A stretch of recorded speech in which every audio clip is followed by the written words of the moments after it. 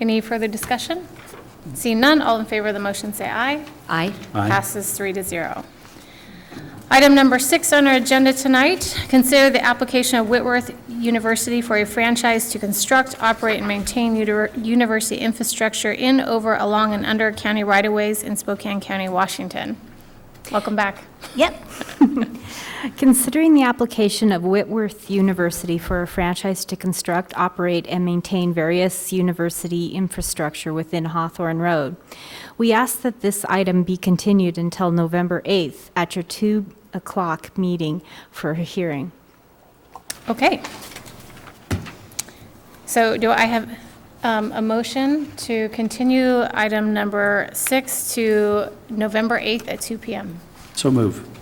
Second. I have a motion and a second to continue item number 6, which is to consider the application of Whitworth University for a franchise to construct, operate, and maintain university infrastructure in, over, and along, and under county right-of-ways in Spokane, Washington, until November 8th at our 2 p.m. Hearing, public meeting. And all in favor of the motion say aye. Aye. Passes 3-0. That brings us to item number 7 on our agenda tonight, which is why I believe the majority of you are here.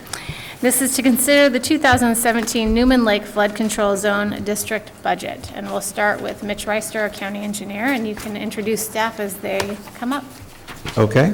Thank you, Commissioners. I will immediately introduce Marianne Barentine, our Flood Control Zone Manager, who is handing out some information for the board. I will make a note that the notice for tonight's hearing was published properly in the newspaper. However, we do have a history of sending out an email to all the members of the community on that, and as I understand, that actually did not go out until last Friday. So we wanted to make sure everybody had an opportunity to speak, and depending on the board's pleasure at the end of the hearing, we may want to recommend a continuation if necessary. However, we do have it in the paper, but as I mentioned, our typical practice has been to send an email out at the time of the first publication. So just make that note. If we were to continue it, would you recommend it keeping the record open or closing the record? Without hearing the testimony, I wouldn't be able to They'll make a ask you that recommendation. at the end? Yes. Okay. So are you ready? Yep. Okay. Here is Marianne. Marianne Barentine, Spokane County Public Works, and Newman Lake Flood Control Zone District. The county engineer and the Newman Lake Flood Control Zone District Advisory Board are recommending your approval of the 2017 Newman Lake Flood Control Zone District budget with total expenditures of $313,283. Go ahead. The total assessment amount of $238,700 is the same as last year, though there has been a slight shift of $2,450 from water quality to flood control. Note that continuing last year's assessment increase will allow the district to slowly rebuild water quality reserves depleted by the replacement of the oxygen generator. The budget also assumes the use of $61,838 of flood control reserves to repair the floodwater barrier that was deferred from 2016. The primary line item changes from 2016. One is the district obtained a 2-year milfoil grant from Department of Ecology this year. We're proposing a $3,800 increase in 2017 milfoil control efforts to a total of $15,840, but we will receive an estimated $11,747 grant reimbursement for a net decrease of $79,000 in milfoil control costs. The salary budget for staff time is increasing by 15% to address lack of funding for critical district efforts over the last couple of years, in addition to cost increases related to salaries.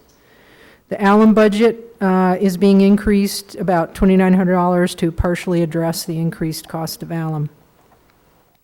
The hearing notice was published in the paper on October 14th and 21st. The hearing date and a copy of the budget was also presented at the, the copy of the budget were emailed. The hearing date and the copy of the budget were emailed on October 21st as well. Of course, this was about, usually we get that out to everybody 2 weeks ahead, and we did not in this case. The budget was also presented, the same budget was also presented at the summer meeting for input, and discussed at 2 advisory board meetings. However, there has been, although the budget itself that was presented and approved has stayed the same, the reserve status, based on an update that we were able to finish up last week, we've realized that the water quality reserves this year have been depleted more than we'd originally estimated, mostly due to additional staff time, especially engineering staff time on the oxygen generator replacement, alum system relocation, materials for the relocation of the alum system. Electrical usage has come in higher. We're still trying to understand why that has occurred. And generally, higher staff costs than were initially budgeted. To rebuild, we'll need to spend $11,000 less than budgeted on the water quality, staff salaries, alum, and travel and training next year. We opted not to revise the proposed 2017 budget from what was approved by the advisory board and reviewed by the community, as change at this late date would be difficult to address. To reduce expenditures next year will be difficult, but not impossible. Hopefully there'll be no major maintenance issues to arise next year. We can maintain the same alum usage as last year. We will try to use technicians instead of engineers whenever possible, and also get a second backup technician so we're not filling in for them out at Newman Lake. So the other item I wanted to bring to your attention is the advisory board and their members here tonight. Wanted to request support from the commissioners for funding from the general fund. Just a brief summary of that, and I did hand out their 2 items as well that the advisory board forwarded to us. The base of this request is included in the documents just handed out.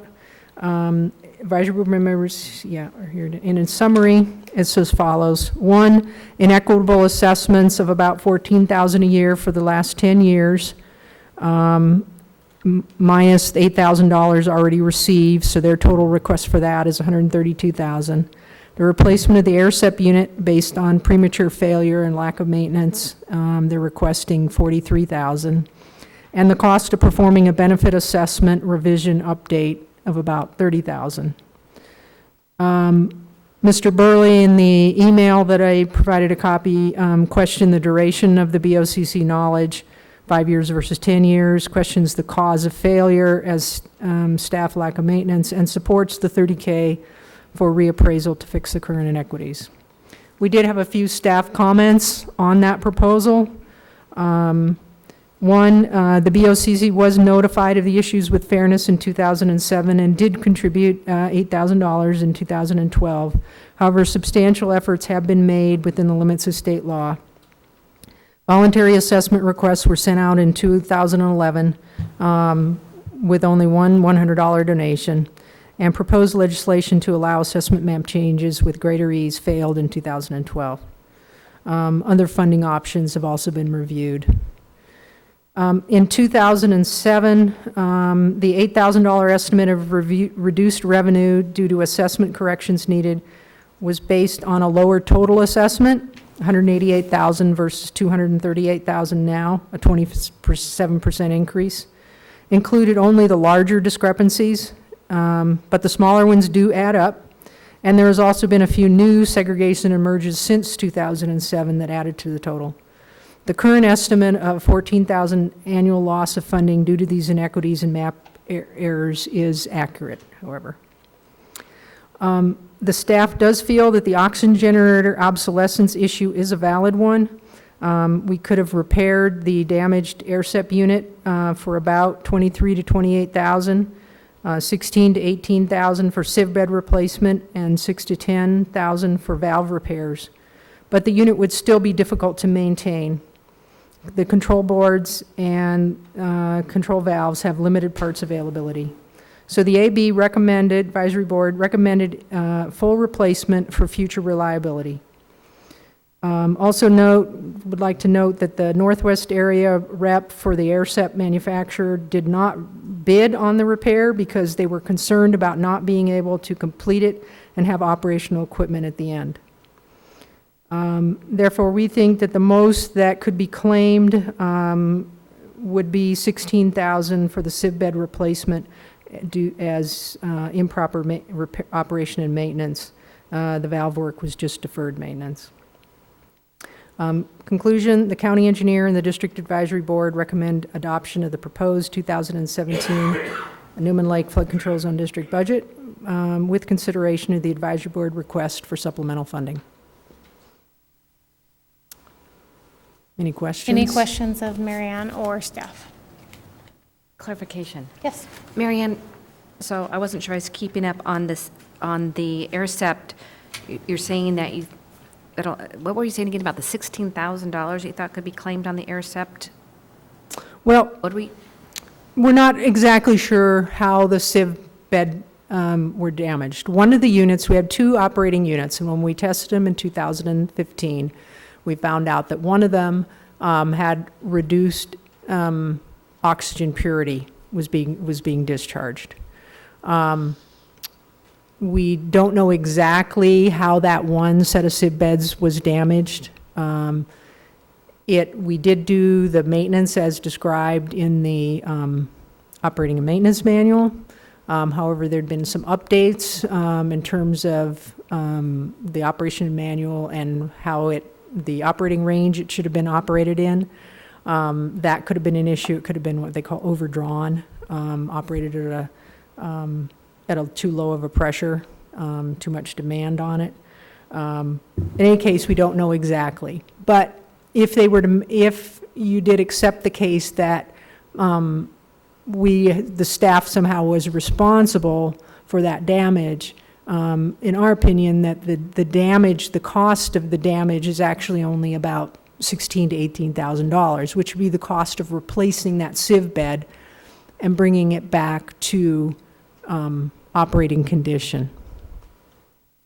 Does that make sense? so Maybe I'm not sure. is that something that's going to need to be done at some point? I mean, are you saying that? It's already replaced. Oh, it was already It was replaced. decided, instead of doing that, the staff and the advisory board recommended as well that we just go ahead and replace it instead of investing about half the cost of a new unit onto the old one and still have a fairly obsolete unit, was to spend the $70,000 and get a new unit that would be much more reliable and last into the future longer.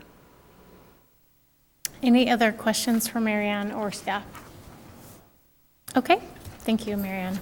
There may be more questions after, but we'll go ahead and open this up. This is a public hearing, and I do have a list of folks who have signed up to testify tonight. You'll have 3 minutes if you can come down and state your name and address for the record, and then just be aware that we do have quite a few items. If you did not provide a slip but would like to provide testimony tonight, there are more slips outside the door. Just complete it and turn it into our clerk. So the first person that I have signed up is Tom Stebbins.